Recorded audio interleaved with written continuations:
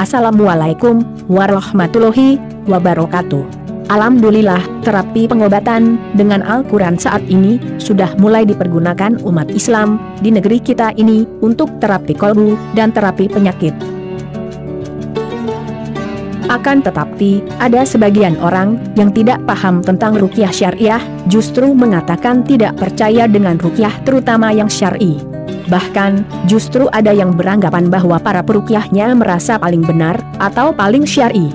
Lalu, orang-orang awam yang tidak paham, justru mulai beranggapan dan mulai enggan mengobati gangguan di tubuhnya dengan Al-Quran, dikarenakan adanya ungkapan bahwa setelah diruqyah, justru gangguan di dalam tubuh semakin bertambah kuat, atau tidak sembuh. Dan juga, ada pendapat yang abstrak dari seseorang yang mengatakan, agar dalam melakukan pengobatan untuk penyembuhan penyakit karena gangguan jin, agar tidak menggunakan ayat Al-Quran, yang dikhawatirkan justru bacaan tersebut akan mengunci jin setan yang ada di dalam tubuh. Wallahu alam, karena hal tersebut adalah masalah gaib. Sebab, manusia fitrahnya memang tidak diberikan perihal gaib, kecuali seorang Rasul yang diridhoinya. Sesuai dengan firman Allah Ta'ala pada surah Al-Jin ayat 26-27. Sedangkan Allah berfirman dalam surah Al-Isra ayat 17, dan kami turunkan dari Al-Quran sesuatu yang menjadi penawar dan rahmat bagi orang-orang yang beriman. Dan juga dalam surah Yunus ayat 57, wahai manusia, sungguh telah datang kepadamu pelajaran Al-Quran dari Tuhanmu, penyembuh bagi penyakit yang ada dalam dada, dan petunjuk, serta rahmat bagi orang-orang yang beriman. Dengan demikian, Al-Quran merupakan penyembuh yang sempurna di antara seluruh obat hati dan juga obat fisik, sekaligus sebagai obat bagi seluruh penyakit dunia dan akhirat. Tidak setiap orang mampu dan mempunyai kemampuan untuk melakukan penyembuhan dengan Al-Quran. Jika pengobatan dan penyembuhan itu dilakukan secara baik terhadap penyakit, dengan didasari kepercayaan dan keimanan, penerimaan yang penuh, keyakinan yang pasti, terpenuhi syarat-syaratnya, maka tidak ada satu penyakit pun yang mampu melawannya untuk selamanya.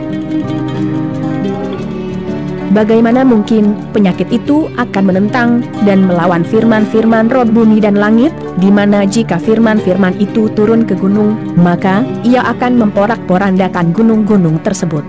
Atau jika turun ke bumi, niscaya ia akan membelahnya. Oleh karena itu, tidak ada satupun penyakit hati dan juga penyakit fisik, melainkan di dalam Al-Quran terdapat jalan penyembuhannya, penyebabnya, serta pencegahan terhadapnya, bagi orang yang dikaruniai pemahaman oleh Allah terhadap kitabnya. Dikarenakan keberhasilan pengobatan dengan Al-Quran sangat terkait dengan keimanan. Jika suatu penyakit tidak sembuh, bukan Al-Quran yang salah, tetapi keimanan orang yang menggunakan Al-Quran yang kurang. Bisa jadi, ada orang yang terlihat soleh di mata manusia, tetapi kita tidak mengetahui keimanannya yang sebenarnya di hadapan Allah Azza wa Jalla. Hal ini mencakup, baik yang mengobati yaitu seorang pengobat atau terapisnya, ataupun yang diobati pasiennya. Sebagai contoh, jika kita membaca surah Al-Fatihah untuk penyembuhan penyakit dan tidak berhasil, maka jangan salahkan Al-Fatihahnya, tetapi salahkan tangan lemah yang tidak mahir memegang pedang tajam. Maka, perbaikilah iman, amal dan tawakal kita kepada Allah Ta'ala. Maka, ada yang salah di mana? Kenapa ada sebagian orang setelah diruqyah justru gangguan jin di dalam tubuh semakin kuat dan bereaksi? Berikut ini kisah salah satu pasien ruqyah yang juga sudah mulai melakukan ruqyah mandiri di rumah. Kita sebut saja namanya Anto. Dalam proses ruqyah mandiri tersebut, Anto justru salah dalam menyikapinya. Anto mengira bahwa ruqyah itu bisa untuk menyerang jin, menguasai jin, melukai jin, atau bisa untuk menundukkan jin, sehingga cara ruqyahnya Anto terbawa emosional. Cara membaca doa ruqyah yang dilakukan oleh Anto itu dengan emosional, sehingga gangguan jin di dalam tubuh Anto bukannya melemah, justru malah menguat. Baik doa-doa ruqyah yang dibacakan di air maupun untuk ditiupkan di tangan, Anto mengalami reaksi, ingin menangis atau merasakan sesuatu ada di dalam tubuh, ingin berontak dan ingin teriak, dan Anto pun tidak bisa mengontrolnya. Maka untuk meredamnya, agar reaksi tersebut berhenti, caranya dengan berhenti membaca ayat Al-Quran tersebut, dan dengan sendirinya, reaksi di dalam tubuhnya akan berhenti dan menjadi tenang juga. Tetapi, ketika berusaha membaca lagi ayat Al-Quran, maka dia akan berontak lagi. Sepertinya makhluk jin yang ada di dalam tubuh itu tidak suka jika dibacakan ayat Al-Quran, dan mereka berontak.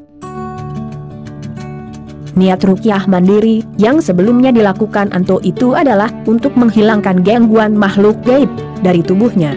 Namun, karena tata cara ruqyah mandiri yang salah dan keliru, maka bukan rasa tenang yang ia dapatkan, justru tubuhnya menjadi sering merasa panas, tidak khusyuk beribadah, dan tangannya selalu bergerak sendiri saat zikir. Maka, dalam prosesi melakukan terapi ruqyah, jangan pernah berkeyakinan bahwa ayat yang kita baca itu untuk menghancurkan setan, atau sebagai alat pelempar setan. Oleh karena itu, cara ruqyah yang benar harus sesuai yang diajarkan oleh Rasulullah Shallallahu Alaihi Wasallam. Apabila kita melakukannya tidak secara benar, maka bukan kesembuhan atau perlindungan yang kita dapatkan.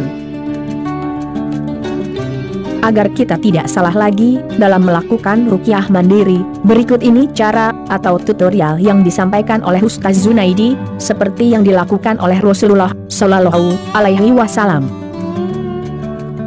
Ketika seseorang melakukan ruqyah mandiri, yang harus dilakukan yaitu 1. Berwudu. 2. Lakukan sholat sunnah 2 rakaat. Bisa sholat sunnah hajat, karena kita mempunyai hajat atau keinginan kepada Allah Subhanahu wa Ta'ala untuk mengeluarkan seluruh penyakit yang ada di dalam tubuh.